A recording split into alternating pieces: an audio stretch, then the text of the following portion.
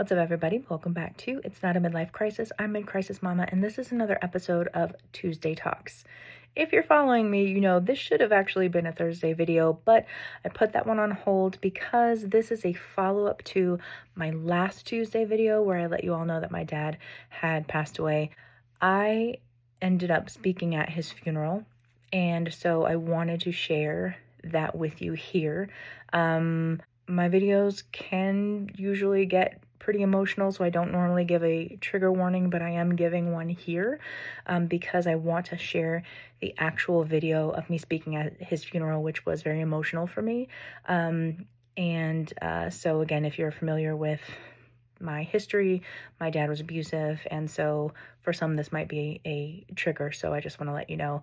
But before I share that, I wanted to touch on the topic because I gave what I guess is considered a truth speech. That is very controversial. Some people believe that when someone passes away, things they've done, it's over, it's done with, move on. You speak well of them at the funeral, or you don't say anything at all, and you leave everything on a high note. And I struggled with this a bit because, one, I didn't know who would be at the funeral.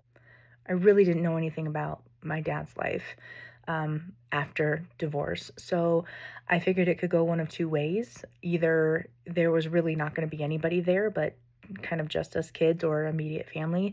Or he might have a lot of people there. Maybe he did have a bunch of people in his life that wanted to come. But I decided that what I needed to say was not just for who would be there, but it was also part of something I needed to do for my own personal healing. Again, being such a controversial subject, I thought about, do I just leave it alone? Do I let it be? He's passed on.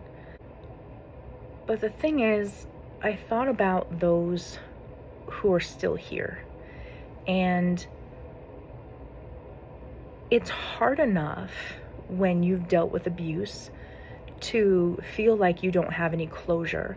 So, we're not talking about someone who made mistakes and then they made amends with people and things got better later. We're not talking about bringing things back up after they've already, asked for forgiveness or they've tried to move on while they were living. We are talking about someone who never admitted to being in the wrong for anything that they did and made people's lives hell. It's hard when you've gone through that and you feel already like you haven't had any closure. Then for them to pass away, to be remembered as this great person in the eyes of people who didn't know better, I just couldn't not speak. Not just for me, not just for my mom, but on behalf of everyone who's ever had to deal with an abusive relationship and feeling like not only are they living in silence because they can't speak out for fear of something happening, but then this person, when they pass on, are now left with everyone thinking that this person was great and they still have the trauma to deal with for the rest of their lives. And it's so unfair. And before I went to the funeral, before I even wrote anything, I Googled out of curiosity, what do you say at a funeral of somebody who's not a good person?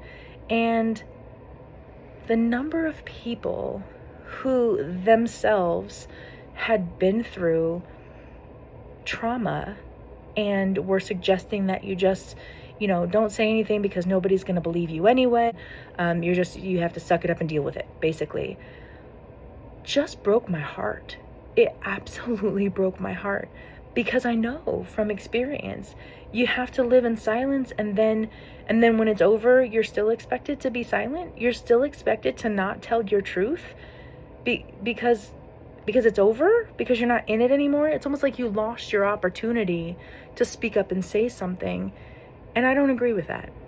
I don't believe that when you die, it automatically makes you a good person. I believe we have an opportunity to be who we want to be when we're living. We make those decisions. And if you choose to write yourself in as the villain, then the person telling their story has every right to portray you as the villain that you were,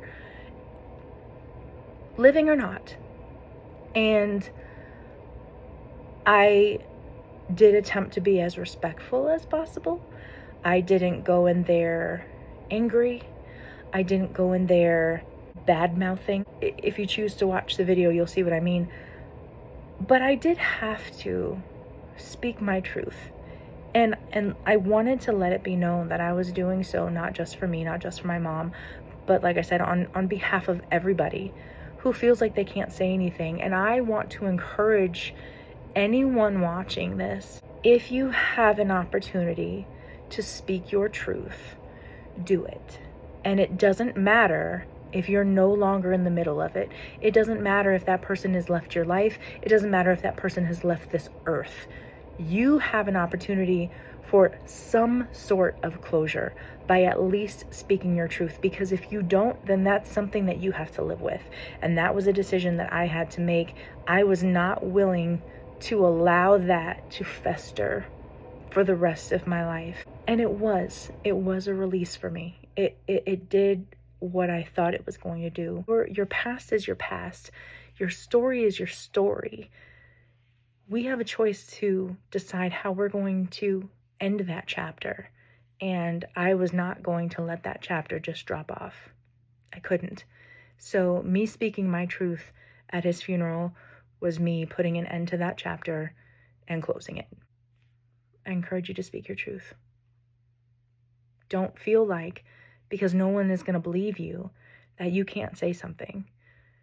So what if they don't believe you? So what if they have their own narrative?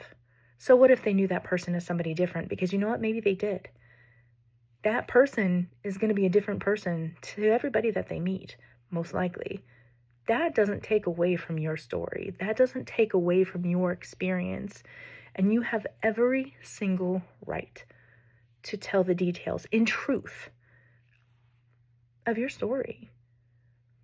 We choose who we want to be and how we want to be remembered. And they made choices. While it's emotional, I do hope that you'll watch the next part of this video. I'm going to go ahead and plug that in here, and I will see you all next week. This is part of my healing and something that I feel like we all have the right to speak. Everyone knows us as a different version of ourselves. We play a different character in everyone's story. To some, we might be the hero, and to some, we might be the villain. To most, we likely fall somewhere in between. But the character that we play in their life is completely our decision. We alone are responsible for living a life that we can be proud of. We are responsible for the impact we have on people every day of our lives. We are responsible for being the person that we want to be remembered as long after we're gone. Because everyone has a right to tell their story, and our choices decide how we'll be portrayed in that story when they do. I can't speak to the man my father was as a whole during the course of his life, because like most of us, he was many things to many people. But I believe we all deserve credit for every single character we choose to play in this life. While I don't wish to speak ill of my father, I do wish to speak truth, because truth is a crucial part of healing. It would be easier to focus on his accomplishments and tell everyone he was cherished and adored by his family and paint a picture that others would be proud to hold on to. But that would be doing an injustice to those who he left with a lifetime of very different memories. Growing up, my father never liked me much. He liked people who listened to and agreed with him, people who obeyed without question, and I was never one of those people. For the majority of my childhood, I knew my father as a violent, manipulative alcoholic who was the master of psychological abuse. When I was about 7, I ran away from home. The police found me, of course, and brought me back, and before they left, they asked me a question. Do you want to stay here or come with us? And it felt like an eternity in that moment. But I looked outside at the police car and what appeared to be an opportunity for my freedom. And I looked back at my mom and saw the pain and fear in her eyes. And I looked at my dad. He always spoke volumes through just his eyes. And I saw darkness and believed to the depth of my soul that it was, if I left, I would be leaving my family in grave danger. So at 7, I felt it was my responsibility to stay. Because even if I wasn't strong enough to stop anything physically, I believed I was strong enough mentally to stand up for them. I believed I needed to be a witness, if nothing else, in case I ever had to tell the story of what happened. Today I'm honoring that little girl who made a promise to herself and to her family to choose not to be silent, no matter the repercussions.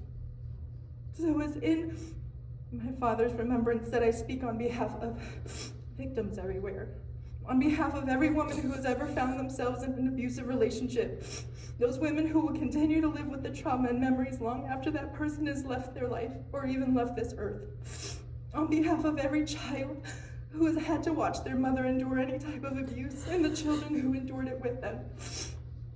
Many of those who later in life will unknowingly become like their parent or end up with a partner like them and have to relive it all over again.